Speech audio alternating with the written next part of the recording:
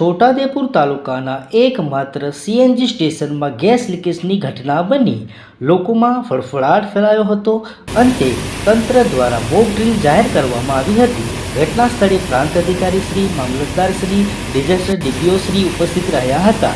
Fire વિભાગની team, આરોગ્ય વિભાગની ટીમ, પોલીસ સ્ટાફ દ્વારા સરાહનીય કામગીરી કરવામાં આવી હતી।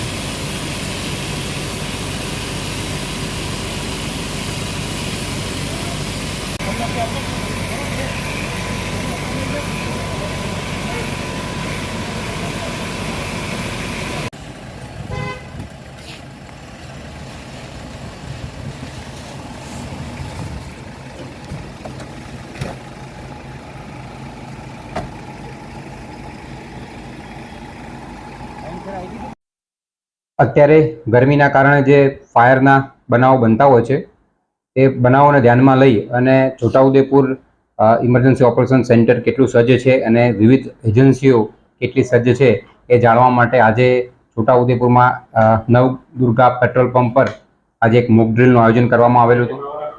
મોક ડ્રીલના આયોજન દરમિયાન અહીંયા સીએનજી લીકેજ થયો છે એ પ્રકારે મેસેજ અલગ અલગ એજન્સીઓને કન્વે કરવામાં આવ્યા, જેમાં સૌથી પહેલાં ઇમરજન્સી ઓપરેશન સેન્ટરને કન્વે કરવામાં આવ્યો।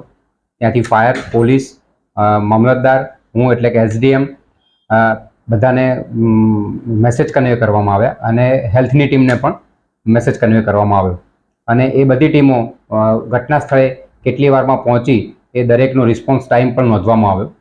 સૌથી પહેલાં ફાયરની ટીમને મેસેજ ગયો એટલે ફાયરના એક નાનું મિની ટેન્ડર ફટાફટ 2.5 મિનિટ જેટલા રિસ્પોન્સ ટાઈમમાં પેટ્રોલ પંપ પર પહોંચી ગયું, પણ બનાવની ગંભીરતા જોતા મિની ટેન્ડરથી કામ ચાલી શકે એમ ના હોય, મોટા ટેન્ડરને મોકલવા માટે કહ્યું તો ત્યાર પછીની 4 મિનિટમાં ફાયરનું મોટું ટેન્ડર પણ અહીંયા પહોંચી ગયું અને જ્યાં સીએનજી લીકેજની ઘટના હતી અને આજુબાજુ કુલિંગ કરી અને સીએનજી લીકેજને કન્સીલ કરે એ મુજબની વ્યવસ્થા કરવામાં આવી।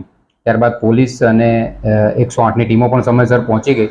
108ની ટીમ દ્વારા જે કોઈ પણ ઘટના બને તો એના સૌથી નજીકના જે વ્યક્તિઓ હોય કે જેને ખરેખર નુકસાન થવાની સંભાવના હોય એવા 2 વ્યક્તિઓને આજે અમે નુકસાન થયું છે એ પ્રકારના મેસેજ આપીને એને હેલ્થની ટીમ દ્વારા નજીકની હોસ્પિટલમાં પહોંચાડવામાં આવ્યા।